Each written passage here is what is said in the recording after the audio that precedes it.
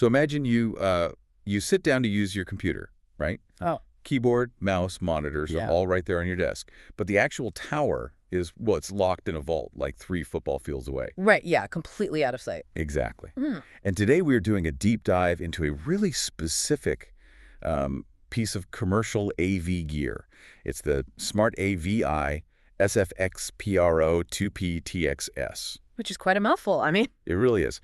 But our mission today is to translate this giant technical spec sheet and figure out why on earth you would ever need to separate a computer from its screens by over a quarter of a mile. well, okay, let's unpack this. Usually, if you try to run a monitor cable more than a few feet, the signal just starts to fall apart, right? Right? Gets all degraded and glitchy. Exactly. But this device is essentially a massive 1,500-foot magical extension cord. It separates the computer's brain from its body, so to So speak. the body being the monitors and all the peripherals. Yeah, exactly. Up to 1,500 feet, which is about 457 meters. And what's fascinating here is just the sheer volume of data it's pushing over that distance. Yeah, looking at the specs, it's not just one video feed.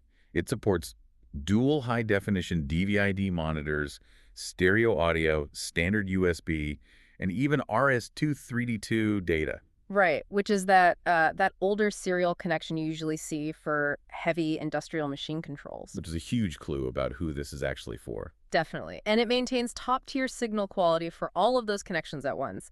I mean, it doesn't drop a single frame of HD bitrate. Really? But if you're running a cable a quarter mile through, say, a manufacturing plant with massive high-voltage machinery, Yeah. wouldn't all that ambient electrical noise just totally scramble the data? Well, yeah, if you were using standard copper cables, absolutely. Because they basically act like giant antennas for interference, right? That is exactly the hurdle. I mean, if you run a thick copper wire past an MRI machine in a hospital or an industrial welder, the electromagnetic interference just destroys the electrical signal. Oh, wow. So how does this bypass that? It uses multimode fiber optics. Okay, so instead of sending electrical current down a copper pipe, which leaks or catches that interference, it converts the data into light. Precisely. The physics of it completely solve the problem. Fiber optics act like a perfectly mirrored tube.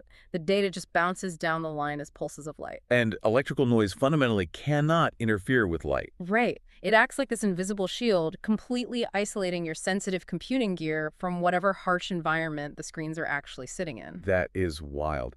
But, you know, here's where it gets really interesting to me. It's one thing to push a pristine video signal out to a screen, but the input is a totally different ballgame. Oh, 100%. The stakes are way higher. Right, like if you're controlling a robotic arm or you're a surgeon relying on a touchscreen, you cannot afford any lag. Yeah. And the source specifically highlights this integrated 4-port USB hub in the receiver. Yes, and they make a very big deal out of it having transparent support with no emulation. Yeah, why do they phrase it like that? Right. What does no emulation actually mean for things like high-speed webcams or game controllers? So when a cheaper system emulates a USB connection, the receiver essentially uses its own built-in software to guess or translate what your controller is doing. Okay, so there's a middleman. Exactly.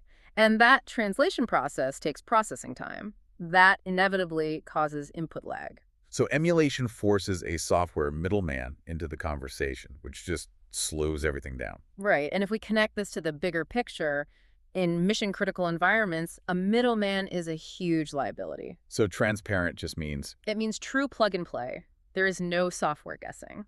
It takes the raw data packets directly from your peripheral and shoots them over the fiber line straight to the motherboard. wow, so it treats the remote devices as if they were physically plugged right into the back of the faraway PC. Exactly. The operating system doesn't even know there's a 1,500-foot gap. So what does this all mean? Honestly, it makes that $1,900 price tag seem entirely reasonable for industrial applications. Oh, definitely. Because you're paying for completely secure long-distance computing with zero latency. Right, you can lock the expensive, vulnerable hardware safely out of harm's way, but keep the interactive controls exactly where the action is. Precisely. And to leave you with a final thought to mull over, think about the last time you used an interactive digital directory at the mall, or maybe saw a highly secure touchscreen in a hospital. Yeah, you just assume the computer's right there inside it. Right, but ask yourself, is the real hardware actually inside that kiosk, or is it just a ghost, being beamed in through a mirrored fiber optic tube from a locked vault a quarter mile away?